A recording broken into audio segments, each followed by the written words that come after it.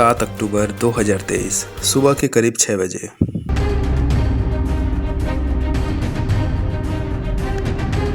यह हमास के लड़के हैं। फिलिस्तीन की आज़ादी के लिए पैराग्लाइडिंग करने जा रहे हैं। अब आप ये सोच रहे होंगे कि आज़ादी से पैराग्लाइडिंग की क्या कनेक्शन है। गाजा पट्टी से करीब 10 किलोमीटर दूरी पर इजराइल में म्यूजिक फेस्टिवल चल रहा था।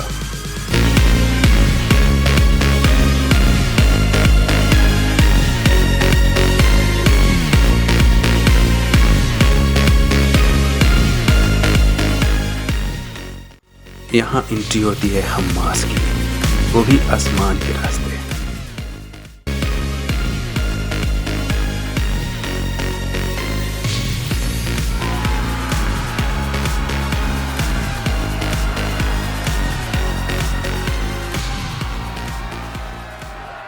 म्यूजिक फेस्टिवल में आए हुए करीब 200 लोगों को हमास ने किडनैप कर लिया।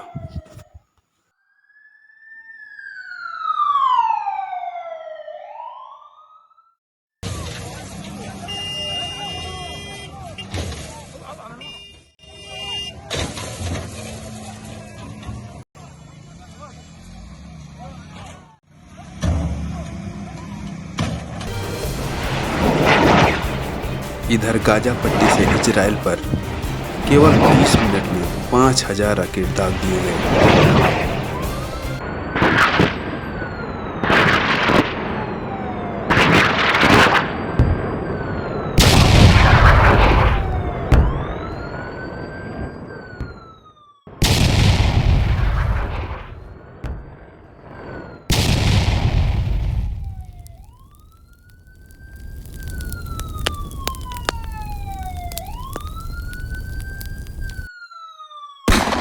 इजराइल में काफ़ी तबाही हुई, जिसमें कई लोग मारे गए।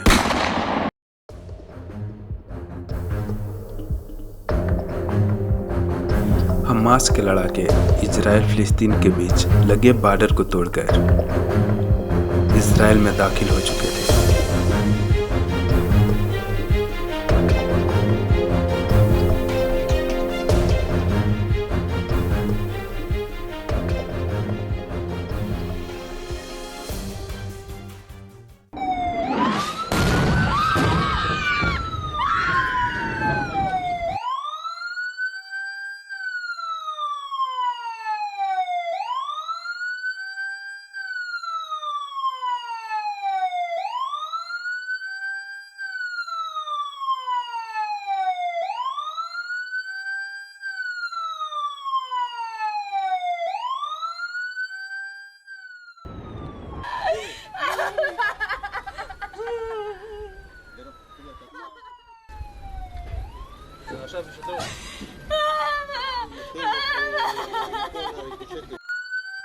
हमास के अटैक की वजह से इजराइल में लोग काफी डरे व सहमे नजर आ रहे थे।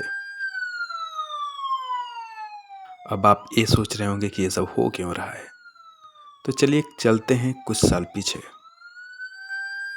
1933 जर्मनी। हिटलर जर्मनी की सत्ता में आया और उसने एक नस्लवादी साम्राज्य की स्थापना की, जिसमें यहूदियों को सब ह्यूमन करार दिया गया और उन्हें इंसानी नस्ल का हिस्सा नहीं माना गया। सन 1939 जर्मनी द्वारा विश्व युद्ध भड़काने के बाद हिटलर ने यहूदियों को जड़ से मिटाने के लिए यहूदियों को एक खास जगह इकट्ठा करने लगे, उनसे काम करवाने लगे। उन्हें मारने के लिए विशेष शिविर स्थापित किया गया। यहूदियों को इस शिविर में लाया जाता और वहां बंद कमरों में जहरीले गैस छोड़कर उन्हें मार डाला जाता था। यहूदियों में से ज़्यादातर भूख और बीमारी से दम तोड़ देते थे। युद्ध के 6 साल के दौरान नाजियों ने तकरीबन 60 लाख यहूदियों की हत्या कर दी, जिनमें 15 लाख बच्चे थे। हिटलर ने करीब 1/3 यहूदियों को खत्म कर दिया। हिटलर का मकसद दुनिया से एक एक यहूदी को खत्म कर देना था। जर्मनी से यहूदियों को खदेड़ा जाने लगा। कई यहूदी अपनी जान बचाकर जर्मनी छोड़कर भाग गए। ज़्यादातर यहूदियों ने फिलिस्तीन में शरणार्थी बनकर रहने लगे, क्योंकि यहाँ का यरूशलेम शहर मुस्लिम, यहूदी और ईसाई धर्म तीनों के लिए पवित्र स्थान था।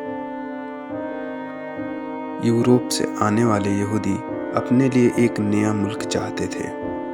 उनका दावा था कि यरूशलेम उनका ज़मीन है, ऐसा वह धार्मिक ग्रंथों का हवाला देकर कहते थे। सन 1947 संयुक्त राष्ट्र ने फिलिस्तीन को यहूदियों और अरबों के लिए अलग अलग देश बनाने के लिए मतदान करवाया। यूएन ने यह भी साफ किया कि यरूशलेम एक अंतर्राष्ट्रीय शहर रहेगा। यहूदी तो इससे खुश थे, लेकिन अरबों के बीच इस फैसले को लेकर काफ़ी रोष था। इस वजह से देश का बंटवारा नहीं हुआ। जब ब्रिटेन से इस समस्या का समाधान नहीं हुआ तो वह यहाँ से निकल गया। सन 1948 यहूदी नेताओं ने इजराइल के निर्माण का ऐलान कर दिया। फिलिस्तीनियों ने इसका विरोध किया क्योंकि ज़मीन फिलिस्तीनियों की थी। यहूदी शरणार्थी बनकर रह रहे थे और अब यहूदी फिलिस्तीनियों की ज़मीन पर अपना हक जता रहे थे। अब यहूदियों की संख्या ज़्यादा हो गई थी। फिलिस्तीन के नागरिकों पर जुल्म करने लगे और इस तरह पहले युद्ध की शुरुआत हुई। फिलिस्तीनी लोगों के लिए जॉर्डन और मिस्र जैसे अरब मुल्कों ने लड़ाई लड़ी थी, मगर उनकी हार की वजह से फिलिस्तीन एक छोटे से हिस्से में सिमट कर रह गया। जॉर्डन के कब्जे में जो ज़मीन आई उसे वेस्ट बैंक का नाम मिला, जबकि मिस्र के कब्जे वाले इलाके को गाजा स्ट्रिप कहा गया। सन 1967 ज़्यादातर फिलिस्तीनी लोग वेस्ट बैंक में रहते हैं, जबकि कुछ लोग गाजा स्ट्रिप में रह रहे हैं। जब दोबारा युद्ध हुआ तो इस बार इजराइल ने पूर्वी यरूशलेम, वेस्ट बैंक और गाजा स्ट्रिप पर भी कब्जा जमा लिया। गाजा से तो इजराइल पीछे हट गया, मगर उसने वेस्ट बैंक पर कंट्रोल जारी रखा।